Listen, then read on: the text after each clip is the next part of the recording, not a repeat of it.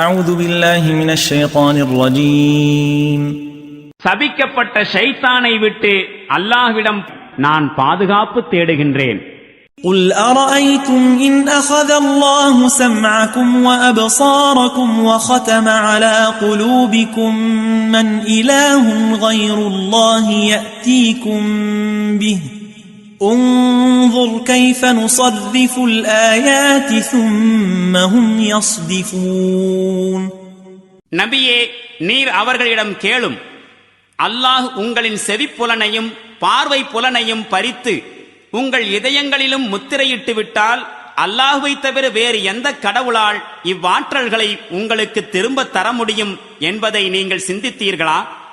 நம்முடைய சான்றுகளை மீண்டும் மீண்டும் அவர்கள் முன் எப்படி வைக்கிறோம் என்பதையும் பிறகு அவர்கள் எவ்வாறெல்லாம் அவற்றை புறக்கணித்துக் கொண்டே செல்கின்றார்கள் என்பதையும் பாருங்கள்.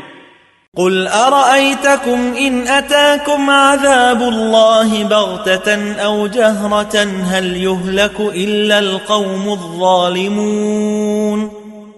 திடீரென்றோ முன்னறிவிப்புடனோ அல்லாஹ்வின் தண்டனை உங்களிடம் வந்துவிடுமாயின் அக்கிரமக்காரர்கள் தவிர வேறு எவரேனும் அழிக்கப்படுவார்களா? இதனை நீங்கள் எப்பொழுதேனும் சிந்தித்ததுண்டா என்று நீர் கேளும்.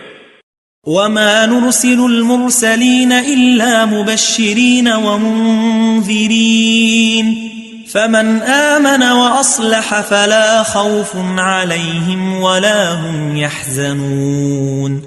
நல்லவர்களுக்கு நற்செய்தி கூறுபவர்களாகவும் தீயவர்களை எச்சரிப்பவர்களாகவும் திகழ வேண்டும் என்பதற்காகத்தான் நாம் தூதர்களை அனுப்புகின்றோம்.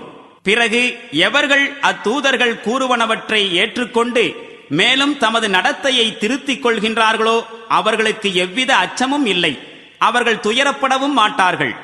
وَالَّذِينَ كَذَّبُوا بِآيَاتِنَا يَمَسُّهُمُ الْعَذَابُ بِمَا كَانُوا يَفْسُقُونَ. மேலும் நமது திருவசனங்களை பொய் என்று வாதிட்டவர்கள் நமக்கு கீழ்ப்படியாமல் வாழ்ந்து கொண்டிருந்ததன் காரணமாக தண்டனையை அனுபவித்தே தீருவார்கள்.